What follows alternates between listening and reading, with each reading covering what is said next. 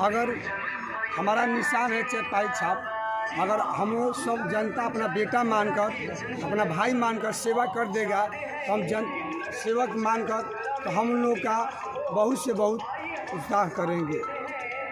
चुनाव निशान के साथ चुनाव निशान के साथ चरपाई छाप है मेरा।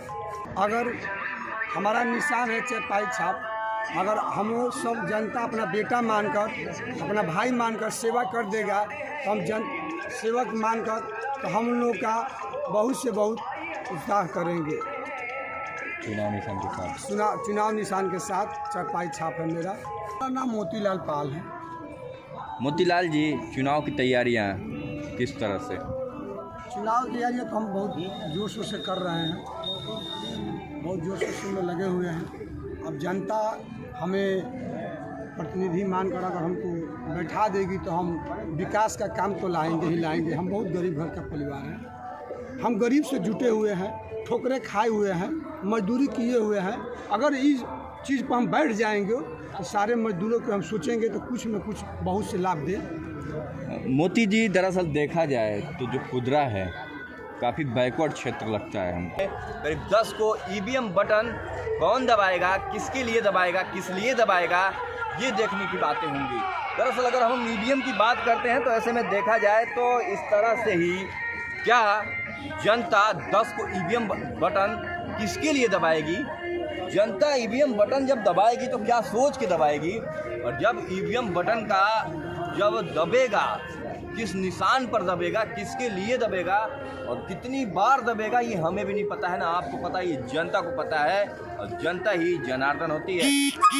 ग्राउंड जीरो फिरोज के शो में सबसे पहले हम चलते हैं हमारे बीच प्रत्याशी के प्रतिनिधि इस वक्त हैं, हम आपका तारीफ करा दूं उनसे। सबसे पहले देखा जाए तो बेहतर तरीके की सोच, बेहतर तरीके से बातचीत करने वाले हमारे बीच हैं और ऐसे में देखना होगा कि क्या कहते हैं और कितना।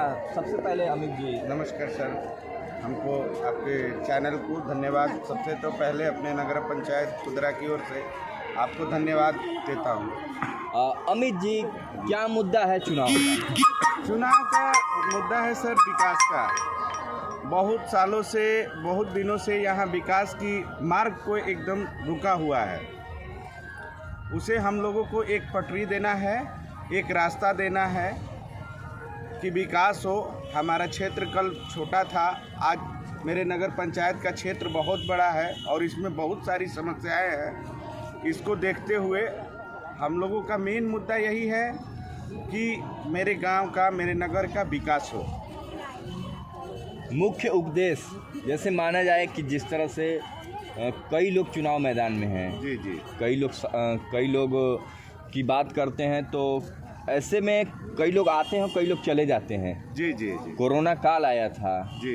ऐसे में आपने उन समय में क्या किया उस टाइम में इन जनता के? कोरोना काल में देखिए, एक्चुअली सर मैं किसी राजनीति से नहीं था, ना कोई राजनीतिक पार्टी से था, मैं एक आम जनता था।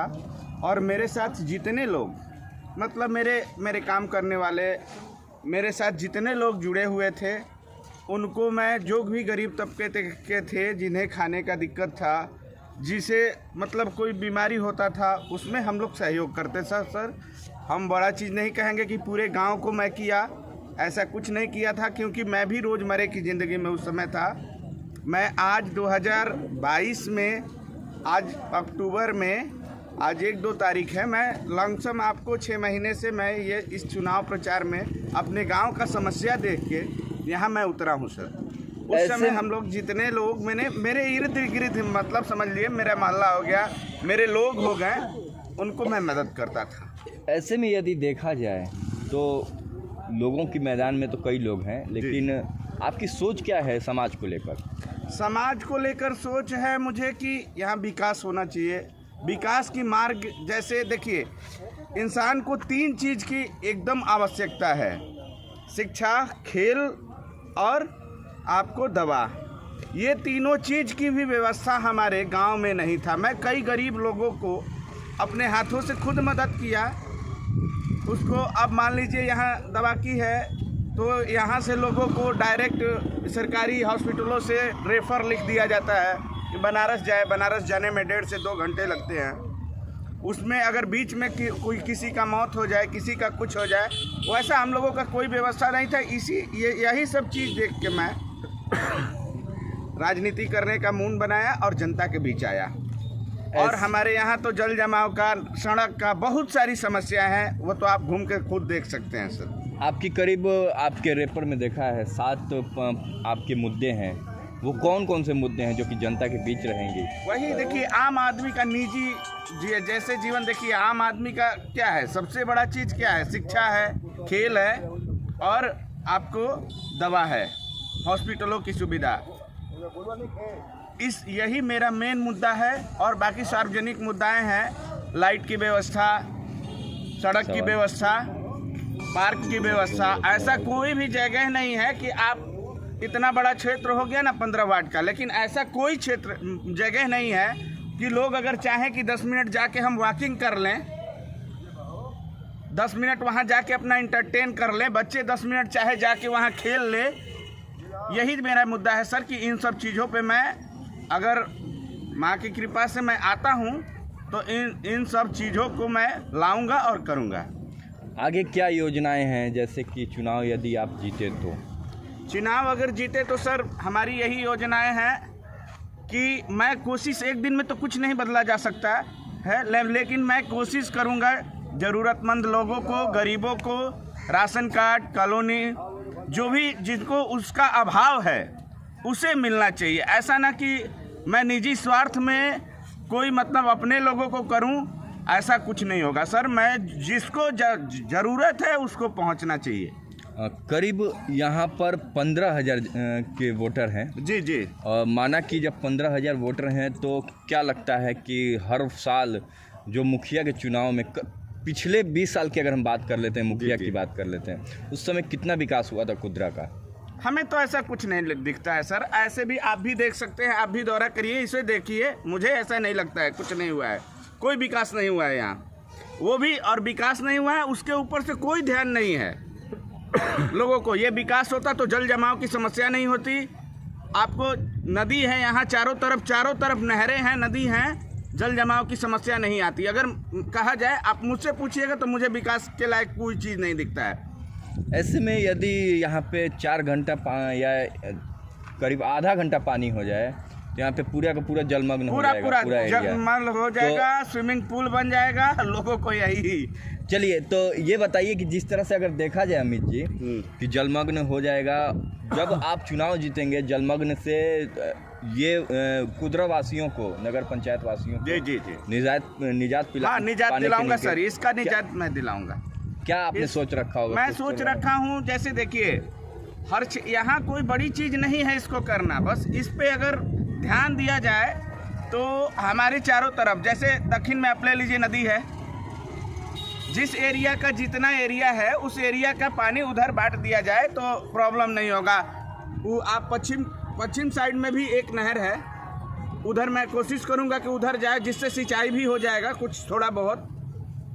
फिर दक्षिण साइड में भी नहर है, आपका पूरब साइड में भी नहर है, चारों तरफ नहरें हैं। अगर कोशिश किया जाए तो ये संभव है। ऐसा जल जमाव का यहाँ कभी भी मतलब ये आएगा ही नहीं। महिलाओं के लिए आपका क्या प्रति रहेगा?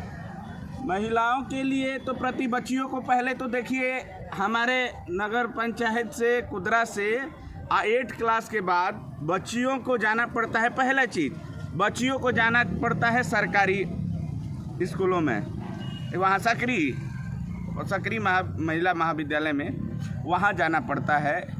इस पे मेरा है। और महिलाओं के लिए रोजगार, कुछ ऐसा रोजगार हो जिससे रोज़मर्रा की ज़िंदगी, जैसे कि किसान जैसे जाते हैं लोग कोई खेतों में काम करने, उनको कुछ ऐसा किया जाएगा कि वो घर बैठे मतलब काम करें। महिलाओं को अगर देखा जाए तो कई प्रकार से आत्मनिर्भर की तरफ कई लोग लेके जा रहे हैं, कई संस्थाएं लेके जा रही हैं। जी। लेकिन आपकी क्या सोच है महिलाओं को लेकर और आत्मनिर्भर की तरफ? ये दोनों बहुत अच्छा सोच है सर। मैं भी इस पे अमल करूँगा और ये करूँगा, कोशिश करूँगा कि मैं करूँ आत्मनिर्भर। वैसा कुछ ऐसी योजना हो, ऐसा तो कुछ है नहीं यहाँ, ना कोई वैसी NGO है, लेकिन हम लोगों से जितना हो सकेगा मैं करूँगा उस पे से। ऐसे में कुदरा वासियों से अब क्या अपील करेंगे आप? मैं कुदरा वासियों से यही अपील करूंगा कि मेरे साथियों, मेरे भाई, मेरे गार्जियन, बस आप लोग एक बार हमें मौका दें कि अपने